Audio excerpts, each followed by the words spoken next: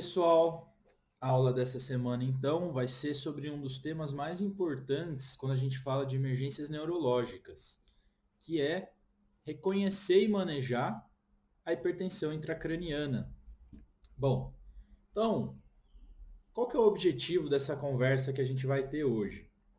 Eu quero que vocês, daqui a alguns minutos, saibam reconhecer a hipertensão intracraniana, que daqui em diante vai ser a sigla RIC, e, obviamente, que vocês saibam o manejo da hipertensão intracraniana na sala de emergência. Isso é, como eu falei, uma emergência neurológica, mas não é o neurologista que vai manejar na maior parte das vezes. É o médico que vai estar na sala de emergência. Por quê? Porque isso é algo que não dá para esperar. É uma real emergência neurológica. Então, bora lá. Então, em primeiro lugar, o que a gente fala? O que significa quando a gente fala de hipertensão intracraniana? Existem três componentes dentro de uma calota chamada crânio, que todos conhecem. É uma calota dura que não se expande. Esses três componentes são cérebro, sangue e líquor. Muito cérebro, um pouco de sangue, um pouco de líquor, certo? Bom, isso tudo fica dentro do crânio. Em situações normais não há problema. Em alguns momentos pode ter aumento do líquor, diminuição da produção do líquor, aumento do fluxo sanguíneo, pode ter edema cerebral. Quando isso acontece, é óbvio que vai aumentar esses componentes intracranianos e o crânio não se expande.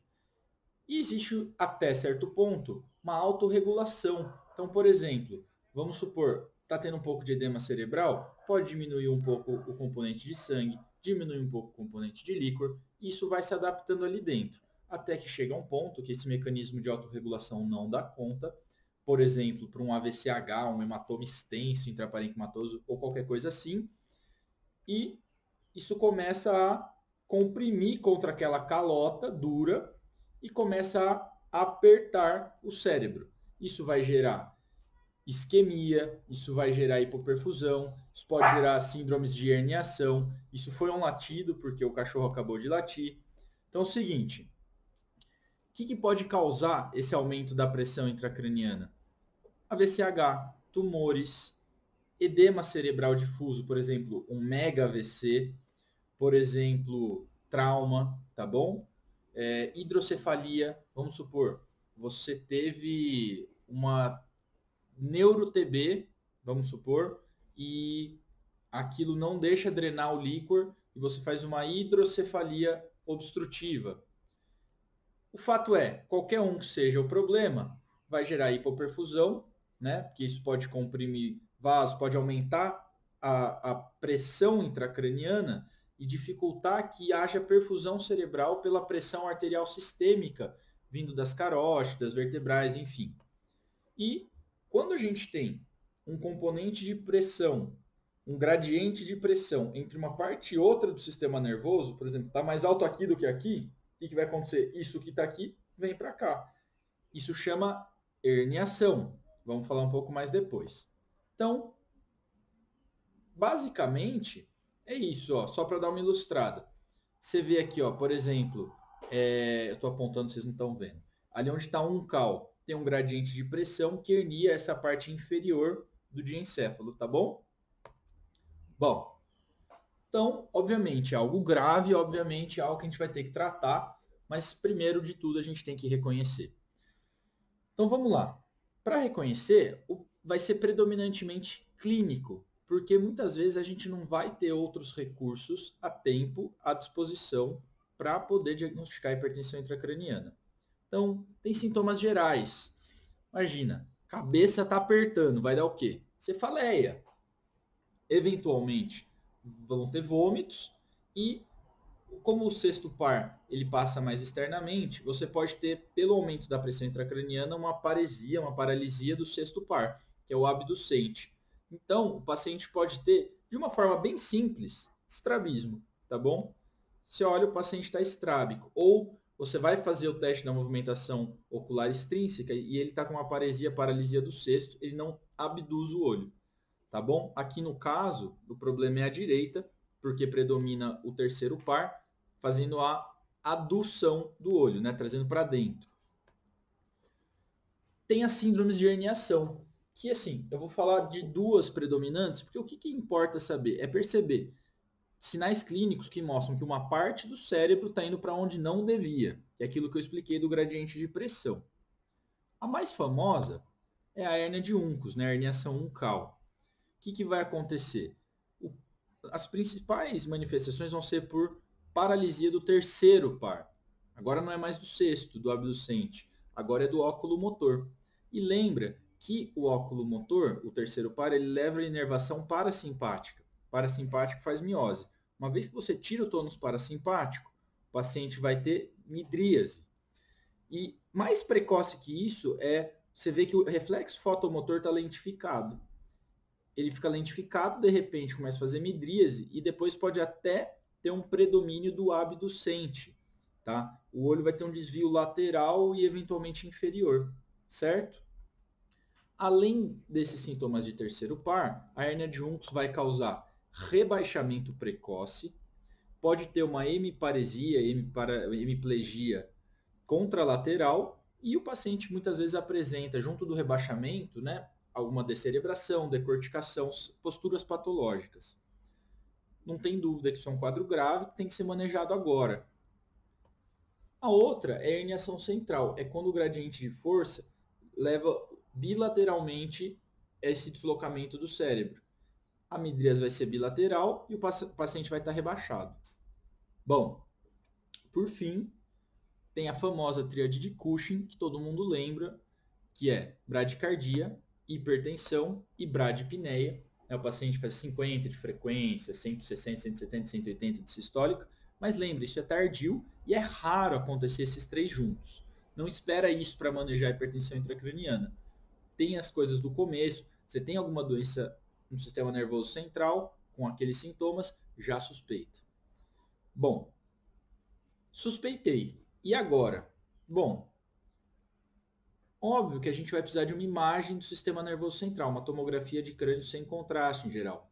A gente precisa saber se só tem edema, se tem um AVCH, se tem uma HCA, se tem qualquer coisa do tipo, né? Uma massa. Agora sim, e tem sinais também na tomo de hipertensão intracraniana. Mas você não vai levar um cara herniando, porque esse cara que está herniando pode evoluir para parada respiratória, cardiorrespiratória rápido. Você tem que primeiro estabilizar, né? Ver se ele está com via aérea patente. A maioria das vezes esse cara vai ter que entubar, ver se ele está oxigenando bem, se ele não está chocado, se ele não está francamente hipertenso. Estabiliza e faz a imagem. Como eu falei, a imagem de escolha é tomo de crânio sem contraste, que os sinais de hipertensão intracraniana que ela vai mostrar pode ter alguma lesão expansiva, seja sangue, seja tumor, seja o que for. Pode ter apagamento dos sulcos e desvio de linha média, que é o clássico. Você pode ver também os ventrículos colabando. E uma coisa que eu até não coloquei aqui, porque muitas vezes não tem disponível, mas se você tiver ajuda muito, é ultrassom de bainha óptica, certo? Você consegue fazer ultrassom pelo olho e ver como que está a bainha, se tem sinal de hipertensão intracraniana também. A gente tem um post disso lá no começo da página, vale a pena dar uma olhada. Bom, diagnostiquei. E agora? Pessoal, aqui tem que ser rápido e eficiente. Para isso, a gente vai tentar fazer passo a passo como manejar. Primeira coisa, você tem que fazer medidas gerais.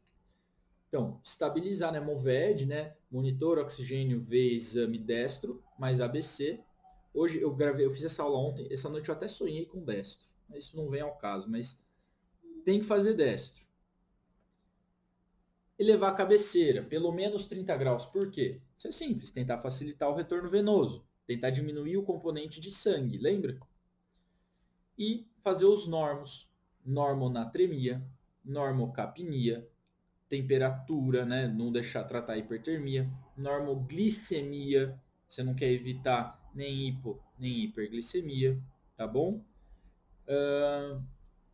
Essas medidas são para todos imediatamente. Aí a gente vai para as medidas específicas de primeira linha. O que vai ser? É a terapia osmótica. Terapia osmótica a gente tem duas possibilidades. É o salgadão e o manitol. Vamos começar pelo manitol. O manitol vai ser a 20%, né? Ele vai fazer um efeito diurético para tentar diminuir o componente líquido ali do sistema nervoso central.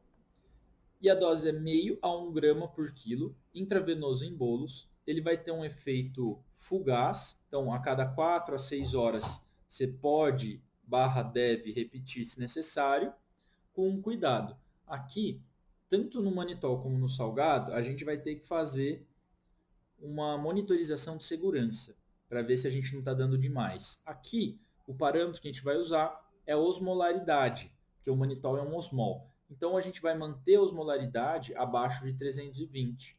Lembrando que a osmolaridade é 2 vezes o sódio, mais ureia sobre 6, mais glicose sobre 18. Se isso estiver dando 320, a gente para de fazer manitol, tem que usar outra alternativa. Tem lugar que cita gap osmolar maior que 20 também, mas acho que tá bom guardar a osmolaridade menor que 320. Gap osmolar, só para quem ficou curioso, é a diferença entre a osmolaridade medida e a osmolaridade que você calcula, tá bom? Enfim, só um detalhe ultra específico. O próximo item da terapia é o famoso salgadão, que é o NaCl, cloreto de sódio. O soro fisiológico é 0,9, aqui a gente vai usar concentrações de 3 a 20%. Também para puxar a água do sistema nervoso central. Bom, NaCl é 3%. Como que a gente monta? Porque ele não existe pronto. Isso aqui serve tanto para isso como aquela reposição de sódio quando necessário. Você vai pegar 445 ml do soro 0,9 mais 55 ml do NaCl 20%. Isso vai dar 3%. Você pode administrar 250 ml aberto. É bastante volume, mas a grande vantagem aqui é que isso não dá flebite, é seguro. Aqui, eventualmente, você tem que repetir também, às vezes até fazer contínuo. O NaCl 20% ele vem pronto, só que ele é muito concentrado. Eventualmente, você pode fazer flebite, então é melhor você evitar fazer no periférico, faz no central. E se tivesse possível, eu só tenho 20%, o cara tá herniando. Cara, faz periférico, mas se possível, evita. E aí é 30 ml em 10 minutos. Ambos você precisa monitorizar o sódio, esse é o parâmetro aqui, e a gente não vai passar de 155 a 160, monitorizando de 4 em 4 a 6 em 6 horas. Beleza. Às vezes você vai lá, faz o salgadão, o cara reverte a herniação, já resolve, mas eventualmente não. E aqui na primeira linha, você tem alguns casos que você vai ter que dar corticoide. A maioria das vezes, corticoide não vai ter efeito. Por exemplo, você tem lá uma HSA, você tem um AVCH, o corticoide não vai ajudar. Mas tem doenças que são inflamatórias, fazem um edema vasogênico e o corticoide vai ajudar.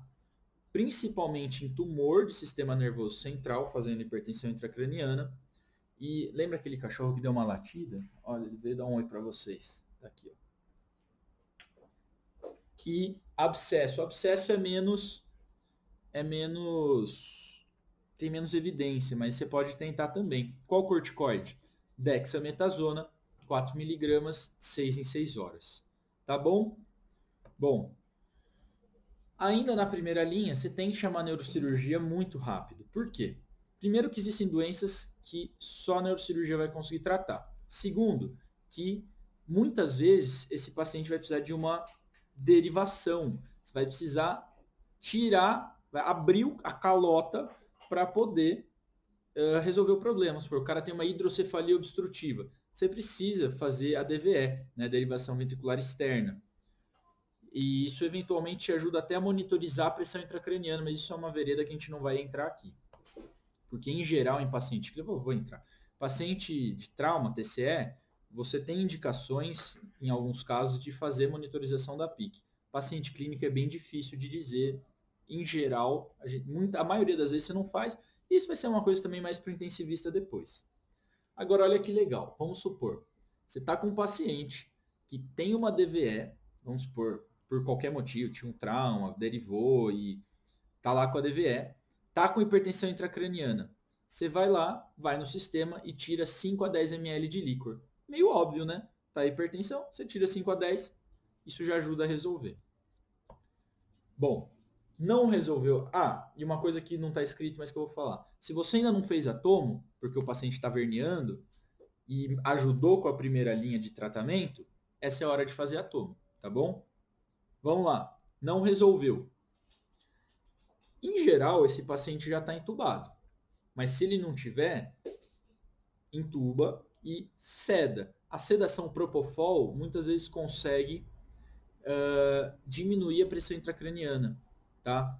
Você tem que cuidar com o seguinte, propofol é cardiodepressor, pode fazer hipotensão, e aí, se você tem uma pressão intracraniana aumentada e você faz hipotensão arterial sistêmica, o sangue não vence, não passa, não vinga. E aí, o que acontece? Você piora a perfusão cerebral, certo? Lembra que a perfusão cerebral é diferente, né? O gradiente entre aqui e a pressão sistêmica. Então, cuidado. Beleza? Se eu não falei o bastante, se ainda não teve, você tem que ter avaliação neurocirúrgica. Além do que eu já falei, pode ser que seja necessário uma descompressão, tá? Uma cranié, por exemplo. Às vezes um AVC extenso, você precisa já de uma cranié. Tem vários exemplos, mas o neurocirurgião precisa estar envolvido no manejo a partir de agora, tá? A partir de antes, mas ele já precisa estar nesse momento. E a terceira linha é a do desespero, tá? Bom, hiperventilação. Isso muitas pessoas lembram. Hiperventila, hipocapnia, vasoconstricção cerebral. Aí é o seguinte, não é uma medida de escolha porque ela pode fazer isquemia pela vasoconstricção. E aqui o PCO2, lembra? Em geral, a gente vai mirar em normocapnia, 35, por aí. Aqui na hiperventilação, se o paciente você vai levar ele para cirurgia, ele não está melhorando, ou se ele está muito grave, você pode hiperventilar, em geral, 30 a 35 de PCO2, no maior desespero, 25 a 30, medindo por menos de 6 horas, né? Porque mais que isso não tem muito benefício, pode piorar a isquemia, aumentar o risco de isquemia. E tem uma dica legal, você pode fazer uma coisa que chama gap de CO2. Você coleta gaso, vê o PCO2 e põe um capnógrafo no paciente, que muitas vezes tem. O capnógrafo costuma ser um pouco mais baixo. Então, quando você está mirando em normocapnia, você deixa uns 30, 35. Agora, pode ser que o paciente tenha um gap entre o capnógrafo e a gaso de 1 ou de 10, sei lá. Então, todo dia é interessante você coletar uma gaso e comparar o PCO2 com o capnógrafo. Para ver, você coleta gaso e olha o capnógrafo e vê a diferença. Porque a partir daí você não precisa coletar gaso para mirar o PCO2. Você usa o ETCO2 do capnógrafo, tá bom? Isso chama gap de CO2. Ver a diferença entre o capnógrafo e a gaso e se guiar pelo capnógrafo. Como eu falei, risco de isquemia. E aí outras, que é como a barbitúrico, que você precisa de eletro contínuo, hipotermia 32, 34 graus, enfim, aqui é desespero total. Bom, era isso que eu tinha para falar. Lembrando, então, para reconhecer catástrofe na cabeça com cefaleia, vômitos, náusea, paralisia do cesto ou síndromes de herniação, midríase, desvio do olhar. O paciente está meio vesgo, estrabismo, com coisa na cabeça, muito, muito, muito cuidado. Reconheceu medidas gerais, cabeceira elevada, normocapnia, normotensão, normotermia, normoglicemia, normocapnia, normo tudo. E, primeira linha, terapia osmótica, chamar neurocirurgia e por aí vai. Beleza? Espero que vocês tenham aproveitado. Até a próxima!